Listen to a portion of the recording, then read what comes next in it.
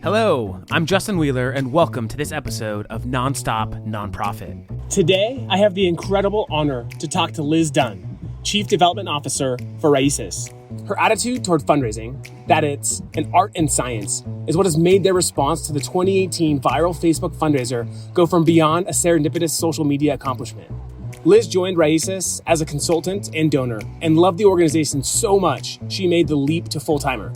Her experience making asks through both calculation and intuition has paid off big time for the organization as they embrace her methods and their ongoing success. Talking to RAICES in the midst of America's current climate of crisis, political, economic, and racial strife, an unchecked pandemic, hard-hitting natural disasters and weather concerns, and ongoing immigration uncertainty, was an exercise in both stress and relief.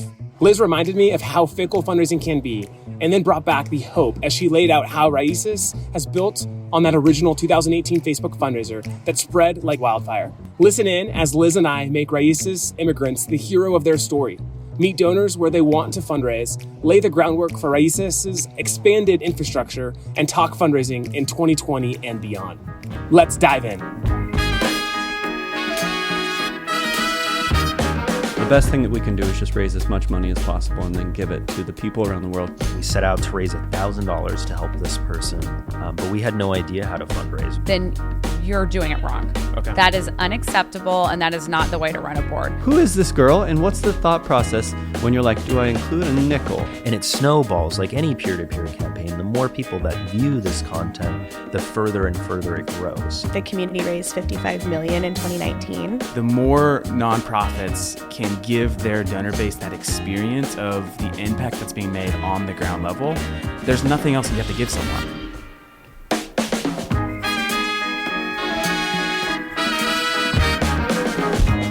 This is Nonstop Nonprofit.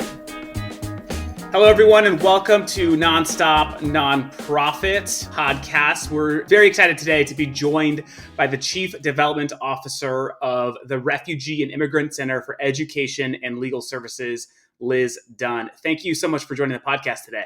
Thank you for having me. I'm really excited. So before we jump into all things fundraising, can you tell us a little bit more about your organization and what it is that you guys do?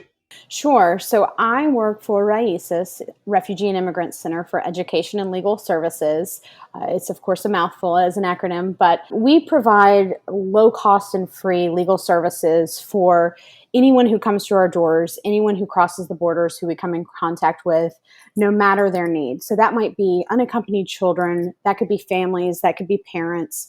We don't just provide legal services anymore, which is something I'm excited to talk about today. We also provide wraparound social services as well as advocacy. We really want to attack the challenges in the immigration system from all angles. So how has the mission of the organization changed in the last several years with the current administration, which is known to be not as friendly towards immigrants? How has it changed for you and the organization? You know, we've always been a bit on the outskirts as an organization. We've always been rebel rousers.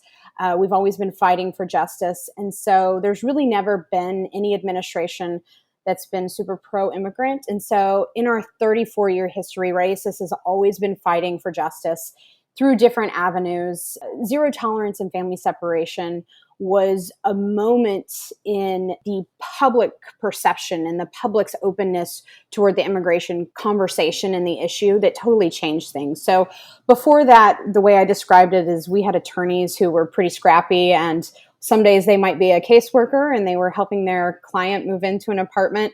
And some days they might be on the steps of a courthouse speaking to the media about the case and performing as activists as much as attorneys. And so really what we've tried to do since the attacks of the current administration have become so many, so varied, so difficult, so strange to deal with on just a weekly and even daily basis. We've really just had to step up our game and fight as hard as we can in all the ways that we can. Yeah, I can imagine. And I've been following the organization since 2018 when I first learned about you guys on Facebook, which I imagine is when most people, when you guys really kind of got on the map, although you've been around for, as you mentioned, 30 years. I'd love to know what got you inspired. What was it that compelled you to get involved and join the team? Like you and hundreds of thousands others, I also started as a Facebook donor and a Facebook supporter for RAICES. So I was a part of that public support and that public outcry for what can we do? How can we help? And the first step was to learn more about the issue and to donate. And so that was my first entry into the RAICES world, into the immigration landscape. I was very fortunate that at the time I was working in consulting, and you don't always have a choice in the clients that you get or the organizations that you get to work with. And I was very fortunate that I got placed at an organization that I was a donor of already. And so it was really just a match made in heaven. And I fell in love with the organization, the staff, the work that they were doing even more once I started helping as a consultant. And so I made the big leap from consulting to in-house, and here I am. That's great. And one of my favorite parts of your bio, you mentioned that your favorite part of fundraising is the actual ask itself. And I thought we'd dive into that a little bit. A lot of times, even fundraisers that I've met are afraid of asking people for money, but the fact that you love the ask, like let's dive into that. Let's talk about that. What does that mean to you, and why do you like it so much? Sure. So for me, fundraising is an art and a science. Think digital marketing and the math of fundraising and getting to the right ask amounts is the science that I love that relates to fundraising, but I love connecting with people as well. And so much of that comes down to the art. And so for me, I was fortunate that one of the first starts I got to fundraising was being an outsourced gift officer. I was at another consulting firm and I only had one client. And the model for our fundraising was ask everyone on the first date for a repeat gift. It was a mid-level giving program. And I fell in love with that connection with an individual where, in a for-profit world, you buy a product or a service, you get that. That's the exchange of money. In the fundraising world, people give their money, give their time through volunteering to benefit a cause. And the thing they get in the return is a good feeling. So being able to watch that process happen, the moves management process happen in a really short time period was very powerful in me, in my experience as a fundraising professional. And it really made me confident that asking for money is so core in what we do. And I go back to that today of, have we asked? Have we asked somebody to do something, even if it's not giving?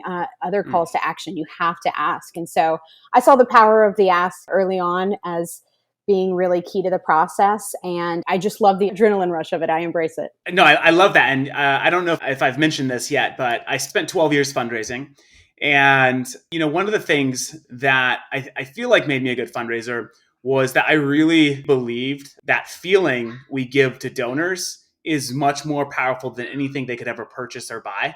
I took a lot of ownership in that and a lot of pride in that. And especially, and I imagine with your work being, you guys are based in Texas, a lot of your services are provided in and around Texas area. And of course, across the US, you as a fundraiser can also see the impact of your work firsthand, which makes you so much of a stronger believer in the impact that you're allowing other people to invest in. So I'd like to dive in a little bit more about the science and art of fundraising. So a lot of times, a lot of fundraisers, especially at the executive level like yourself, a lot of their decisions, appeal amounts and so forth are based on sort of what makes the most sense. Maybe it's based on wealth data, it's giving history and so forth. Has there ever been a time when your intuition led you to ask maybe for a bigger amount based off of sort of the connection you had with the donor, how the donor was impacted, and how did that go for you following that kind of the intuition or more the art side of fundraising? Sure. I think that intuition is really important in fundraising. It's, I think, why for individuals who work in nonprofits who maybe don't have fundraising experience and don't work in development departments, it can be such a strange bird sometimes of what is this work that everyone's doing?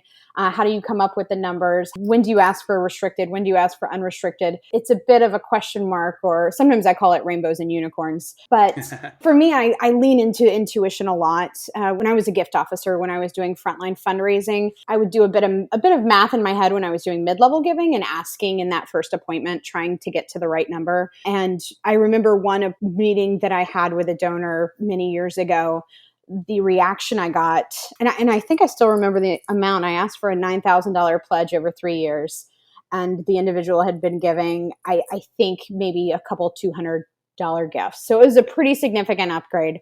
And what this individual said was, if you had asked me for a penny more, I would have said no. And I was Oh, wow. oh, I got it. So, I think so much of it, and I learned this early on, is about listening. Fundraising is a bit of a matchmaking exercise, and that's where the intuition comes in of, people tell you the information. You just have to listen. It's not about me. It's, it's about the organization, and that's something we're trying to do differently at RAICES. We don't take a stance that the donor is the hero, because the immigrant is the hero. The person who is traveling to safety, to security, they're really the hero of their own story. We don't see them as vulnerable. We don't see them as voiceless. And so we try not to center the donor too much, but it is important to understand people's natural inclinations, the things that motivate them, so that we can bring them along in the journey. And so I do think we lean a lot into intuition. Obviously, testing is important. Obviously, doing the science side of direct marketing is very important. But another story I'll share is that when I started at the organization, we had not solicited anybody in 3 months. Oh, wow. We weren't registered in every state to fundraise. And so previous to my arrival, people were waiting for that moment when we could legally solicit everywhere. And it was like, well, let's just start by sending some stewardship and see what happens and not solicit people. And one of our first emails raised more than any email we've ever raised, and it wasn't a solicitation email, just because we were thanking people. So sometimes I think we can get mired in the details of the science and the math of everything. And I try to stick to the fundamentals and the basics, and if you thank people and you tell them what you're doing, they'll probably come back and give. Yeah, totally. It's not everyone gives just because they were asked, right? I mean, there's obviously lots of things that happen between the ask and someone giving, and the way people are stewarded, the way people understand impact, how their dollars are actually going to make a difference. All these things are important. So having that strong communication strategy is absolutely key. Let's go back a couple years when RAICES was a lot smaller. This is prior to the Facebook campaign. And let me know if I have the details right, but if I remember correctly, there was a supporter of the organization that created a Facebook fundraiser. And the initial goal was something like $1,500, something, maybe to the fundraiser felt pretty lofty. And this was right around the time when Facebook fundraising also just came out into market to nonprofits. It was maybe out a few months, but something amazing happened over the next week, 2, 3. Could you maybe walk us through what happened, which is, I think, probably how a lot of us, including the listeners, came to find out about the organization? Can you walk us through just that event that unfolded that ended up producing a lot of impact? Sure. I will do my best. I was not at the organization at the time, but I will do my best. We certainly talked about it a lot. There are a lot of variables, tangible and intangible, that kind of paved the way for something like this. It started with a couple who are based in California. They, like so many of us who supported RAICES in the summer of 2018, learned about us from somebody else in a network. There was a lot of word of mouth happening in terms of which organizations to support. They did use the Facebook platform to start a fundraiser. It did start as a $1,500 Facebook fundraiser, and it quickly went viral. And there are a lot of reasons I think that we can point to now for that. It certainly wasn't something that was manufactured to be viral. And so, it quickly raised a lot of money. In a 5-day period, it raised $20 million. And shortly after that, they kind of cut off the Facebook fundraiser. So, we've continued to fundraise through many other platforms and many other channels since, because nothing really happens in a vacuum. But it was really extraordinary. So I'd be happy to, share for the listeners more about what went into that, making it successful. Yeah. We'll definitely jump into that. And I think, one of the things that you said is so key. You, for the most part, can't manufacture virality, right? I mean, it's something that it either happens or it doesn't. And there's a lot of things that have to line up for this happen. We just had a guest on the podcast last week that made a video for a nonprofit, and it got 100 million views in 6 days, and their goal was 500,000 in a year. Right. So you can't manufacture these things. These things are hard to create. But I think one of sort of the common threads is the organization doing good work, and does it have a track record for having a good and solid reputation? And I think that when things start to go viral, those are the first things that start to get picked at. And it seems like RAICES has stood up to that test. I don't remember seeing a lot of negative publicity or anything of that nature. I remember seeing celebrities and influencers supporting and endorsing the organization as one of the best ways to contribute towards immigration reform and direct support for immigrants. Yeah, so I think you're absolutely right. The number one reason I would say that Facebook fundraiser was possible is because RAICES had always been there doing the work. We weren't reacting to the public outrage. The public was finding us. And so, it's important not for people and organizations not to try and find a cause and like force themselves that square peg into the round hole. Do what you're good at doing, but make it relevant to people with what's happening in the world, and people will show up. Totally.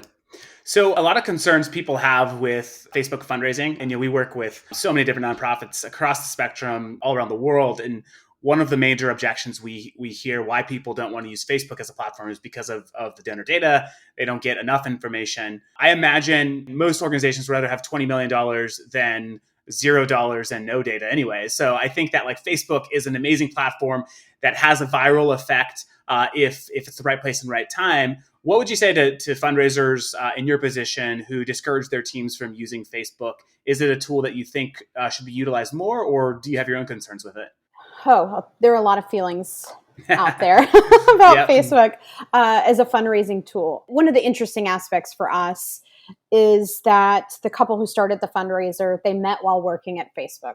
Oh, wow. So one of the key ingredients in the story is that a lot of the tool that we use today in Facebook actually was frankly improved upon during the summer of 2018 when this fundraiser happened. There used to be a cap of like 10,000 or 15,000 on fundraisers, and that is no more. And I think we were very, very fortunate to be in the hands of what I call super volunteers who knew who to call, who had the connections. And so they were able to kind of push through some of that corporate bureaucracy to be able to improve upon the platform and raise a lot of money.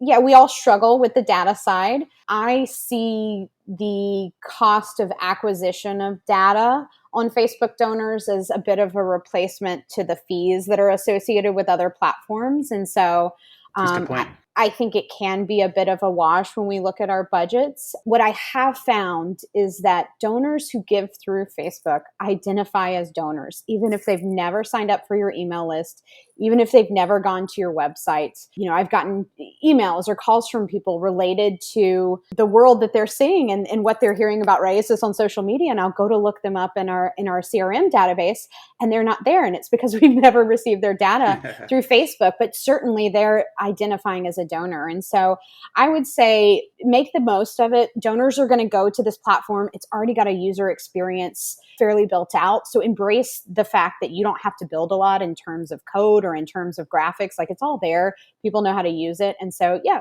we embrace it. It's not the core of our fundraising revenue. Certainly not something that we're trying to prioritize or necessarily push people to with a lot of force, but we really do try and embrace it as a part of now our comprehensive fundraising strategy. Yeah, that makes sense. And, a lot of the viral campaigns that have happened on the internet for charity has often come from supporters on the sidelines, right? Hasn't been manufactured by employees or the staff, or wasn't a part of the marketing efforts of the organizations. It was just an individual saying, I want to do something, right? This is the same with the Ice Bucket Challenge. I want to do something to help support the mission of this organization. And then it takes off. So I think that the way I look at Facebook fundraising and how organizations can utilize it is to be set up to understand the channel and to allow your supporters to fundraise for you on the platform that makes the most sense for them. A lot of times as fundraisers, we create this process and this system, and donors can sense it right away. When we put them through a process, all of a sudden they're like another cog in the wheel versus this one-to-one, relationship. We tend to turn a more transactional by trying to force them in all of our systems and so forth. So I love your approach. I love the more omni-channel approach that you're talking about as a result. So how has the organization since this campaign in 2018, which it went as you mentioned in five or so days, raised over $20 million for the organization. The organization tripled in terms of headcount. Because of the amazing support that it got from the public. It was able to provide more services. As a service-oriented organization, you need people to do this important work. So how have you seen sort of the impact increase over time since 2018 with a huge cash infusion of donations, a bigger team to provide more services? What would you say are some of the exciting things that have happened over the last 2 years that you're really proud to be a part of? So much. It's been incredible. We did scale up pretty rapidly in terms of our staff size because so much of our work is legal services. Having attorneys, having legal assistants is really important to doing more of that work. So we absolutely scaled up in that way. Simultaneously, because of the threats of this administration, the cases are harder, the cases are longer. So we've actually struggled with the impact that just the legal work could have in an administration like this and the scaling up that we needed to do. And that's why we built out our programs to attack the problem from all different angles. And so advocacy was one of the new things you guys had launched, right? Absolutely. As an outcome, yeah. Absolutely. So we created an advocacy department and a social programs department as a result of the fundraiser. We really grew our family detention legal services program, which is really a marriage between the legal work that we do, but also the advocacy. That's where you see when we tweet about individual cases in detention, our attorneys are finding out about those cases and working with our now advocacy department to really mobilize the public around the injustices happening within the walls of detention that a lot of us don't know about. So yeah, we've created an advocacy department. Those are the campaigns that you see now. We've got Free Them All. We've got Don't Look Away. We've done No Kids in Cages last summer that went pretty viral. And so we've really embraced social media and PR as advocacy tools as well as organizing. And we're trying to create those wraparound services that not only provide the impact that people need in terms of access to education, to healthcare, all the social things that also make for a thriving kind of life, a family, community experience in the US, but it actually relates back to advocacy and the legal work because legal outcomes will be better if people can actually get to their court case because they have access to transportation or they're not worrying about, their child in school because they've had a caseworker help them through that. And so we're really trying this holistic approach. And that was the gift of the fundraiser is that $20 million was unrestricted and we were able to invest it in something much bigger. I love that. And I think this is like the testament of unrestricted dollars being donated to charity is it allows organizations to, who I view as the experts of the issues they're working on, to know how to best deploy the funds. And sometimes that doesn't always mean X amount more people are going to be helped because of it. It's going to mean we need to build up infrastructure. We need to build capacity. We need to address the root problems of what we're fighting for so that one day, the organization is not needed or that these problems are solved once and for all, which is a much bigger outcome than helping 1,000 extra people in a year or so forth. So I love that you guys took that approach and really went more holistic with where do we take this organization, not just in 2019 and 2020, really where are we headed? So it's really, really good to hear that. As the head of fundraising, how every campaign is not going to raise $20 million. So how do you set expectation within your team when you launch a campaign? Is there always this expectation for it to go viral now? Or how has that played out in just your planning and strategy as you lead the fundraising team? Yeah, I think I go back to the intuition that we talked about earlier. We definitely don't plan for our campaigns to go viral. I would say No Kids in Cages last summer was almost an equally viral moment for us as an organization, with the exception of the Facebook campaign. If you kind of pluck that out of the data, everything else looked like a boom at the same time in terms of our fundraising activity. And the reason we leaned into that, and we've actually created an advocacy and creative partnerships program as an offshoot of that or from that experience, was just that the law and policy are downstream of culture. And an ad agency approached us with a great idea. And they said, you tell us what you need. They weren't trying to get something out of it in terms of brand recognition or free advertising for their firm, whatever it may be. They said, you tell us and we'll show up with the creative resources. And so it's been really important in our strategy to say yes to the right things. We've had to say no to things that are exciting or cool or creative or awesome. And if it wasn't the right timing or it wasn't the right alignment with brands or organizations, we do have to kindly decline the offer, but it's because the outcome can be so much greater when there is that perfect match with brands and with alignment. So we found an agency that wanted to do this cool guerrilla art campaign on the streets of New York. Where we are today is that we've created a creative partnerships program at RAICES. And so we are partnering with musicians, with visual artists to actually create the content and lift up the stories of immigration and the stories of those who are impacted in order to actually continue influencing the public so that we can push for those changes at the policy level that we couldn't just do through lobbying or through some of these other traditional tools that we're used to. So yes, we go for what feels right and what's intuitive. And we definitely have goals, and we're definitely growing our revenue as an organization from a sustainability standpoint. And we do a lot of the basics with recurring giving, major gifts, et cetera. But we're trying to look for these creative opportunities to do something different that just feels really intuitively right for us. Yeah, that makes sense. And I feel like that's become a part of with these campaigns that you guys have run. It's become a part of your brand and your story. It's what sort of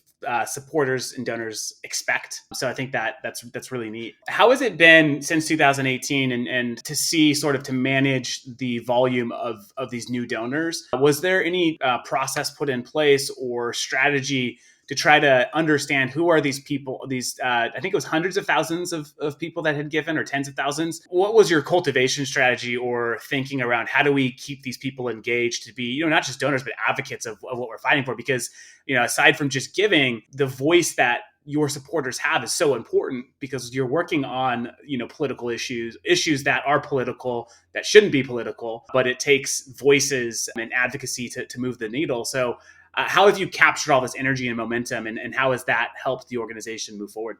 You're bringing me back through the past 2 years all at once. Bringing you back to the pain. It was a bit of a like tsunami, this like massive like kind of rush of information and opportunity. One of my mantras from the beginning that I still have today is don't let perfection stand in the way of progress. I love that. We don't have to thank everyone with 10 different types of acknowledgement letters that are all personalized. Like, let's just start with one.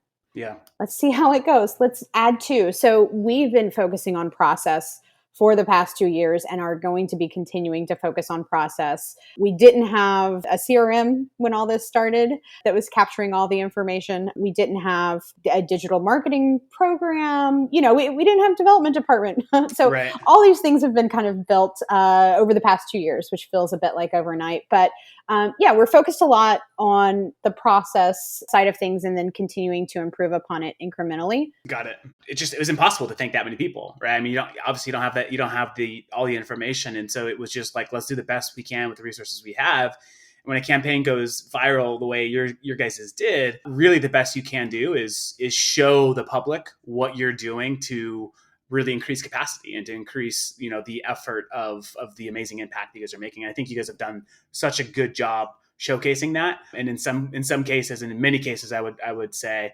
that's way better than a personal phone call or an email to a $20 donor. It's proved to us that you're continuing to move the needle forward. You're continuing to make a bigger impact. I think it seems like, at least from the outside, that's what it seems like it's been. Donors have been incredibly understanding. I think that's been an important part of this. We knew we couldn't not thank people for 2 years, but there was a certain amount of patience and generosity in the donor base, whether they understood the fundraising process or not inside the organization, that it's given us the time to scale up. We did prioritize, I would say, fundraising, digital, PR, and social media very early on as the investments that the organization made in some of those support departments that not only support that amplification and the advocacy, but also the ability to create sustainable revenue through digital systems. Like, all that's been working in concert for, honestly, almost since the fundraiser started. And so the Facebook fundraiser. So that's been a real key to our success. And I think also not trying to build that comprehensive plan from the start where we want to have X number of touch points every month. We started with, let's say something when we have something to say. Like, let's not try and meet some arbitrary kind of number goal with how many donor touch points, how many communication emails, how many people in a portfolio. Let's just start with, like, who can we reach now and what can we do? And, I'm super proud of the team that we've built. I cannot take credit for so much of the work that we're doing right now because we've been able to build amazing team, not just development, but across the organization of people who are really engaged around this cause, who come with a diversity of backgrounds, a diversity of experience. So it's really a testament to the staff and the teams that were already there, as well as the members that we've brought on in the past 2 years. Absolutely. So maybe one or two more questions, and then we'll wrap up here. I'd love to hear. You came in after the organization had scaled in terms of revenue, and so I'd love to get your thoughts if you could share. A lot of our listeners are fundraisers, organizations who are thinking about, who's the next right hire for my fundraising team. And so from your perspective at an organization your size, how do you look at your fundraising team structure? What are the important roles that lead to your guys' success at the organization? Whew. I mean, we tripled in, in size in the past 2 years. So we've gone through a lot of hiring and recruitment. I will say I have to give a shout out to the number 2 in the development department. His name is Ty. He was the first person I hired. It took us 6 months to make that first development hire, not because we were not at capacity by any means, but because there were just so many moving parts and you want to have a plan together. And Ty was very excited about the advocacy side of our organization and actually applied for an advocacy position. We didn't have a development position open. He got referred to us by advocacy, and I'd been dreaming up this position, and here was this great candidate. And so I would say that I would recommend that people hire one position at a time. I think having a number 2, if you are in a moment where you are experiencing rapid growth, if you need to implement a lot of strategy, if you want to grow the team and need senior managers, find your right hand. That's been crucial to our success. We didn't hire too fast, but once we got our feet wet with a few members in development and started to really understand the future of what the org chart would look like based on the opportunities that were coming in through the inbox and through the CRM, then we had a plan that we've more or less stuck to. And so we're about a 20-person team today, and we're good. We're not going to grow that much. And so we front loaded that growth in the first year, which I recognize a lot of nonprofits and a lot of heads of development probably won't have that luxury in their organization to say, hey, I want to hire 15 people. Is that okay? Great. I am definitely from the school of Dan Pelota of if you invest in fundraising, it'll come back and actually allows you to have a bigger impact. And I'm fortunate to be in an organization that embraces that too. That's great. And I have to ask, I ask every individual that comes on here that leads fundraising teams is how has 2020 changed your approach to fundraising? Has it changed any of the way that you fundraise or any significant or material changes that you would keep around in 2021 and beyond, or whenever we're going to get past this pandemic? That's a great question. In all of this, we've been talking about 2018 and 2019, but not 2020, which is going to be such a year in the history books for fundraising. Yeah. Another philosophy I have is that for better or worse, I think wealth is pretty infinite in our country. And even in times of economic hardship, the fundraising machine, the philanthropic machine, it's still out there churning. Yeah. I don't think we're going to see lower giving this year through Giving USA and those other reports that come out. So I would really encourage people to lean into not having a scarcity mentality. Yep. I know that's easy for me to say. We are also fortunate that our revenue model is really built around fundraising and grants, but not earned revenue like so many arts and culture organizations. Right. So I think that part of it's hard. In terms of what we're going to do differently, we did lean into making sure we were making the ask. That foundational piece of you don't get the gifts you don't ask for. So we made sure we were asking for money in March and April through our email program. And sure enough, we had successful results. Yeah. It's amazing how that works. So we'll definitely keep leaning into that of making sure that we are not being shy about soliciting through email. And I think that we're really excited about this culture shift, industry shift as it relates to in-person, face-to-face fundraising because we are trying to build a major gift program at RAICES. And so what does that mean? Not just for the fact that we can't travel right now very easily, but people may feel differently about meeting in person. Yeah. But I also think it's challenged people to embrace Zoom calls to build relationships and phone calls to build relationships in a way that's actually going to allow us to maybe do our work even more cost-effective way into the future. And so I think we're really excited about the digital tools being utilized right now. I'm not in love with galas, and we don't have a gala yet at RAICES. So we've also been very fortunate that we haven't been touched by the kind of gala experience that so many operations have. But I'm excited to embrace all those things. That's awesome. And you guys have obviously a history especially with Facebook Fundraiser It's interesting. Bank of America just came out with an e-commerce, and I think there's a lot of parallels between e-commerce and online giving in terms of trends that are followed. And it showed e-commerce growth over the last 8-week period compared to the last 10 years, and it was an equal growth rate from an 8-week period to a 10-year period, right? I mean, the world is changing.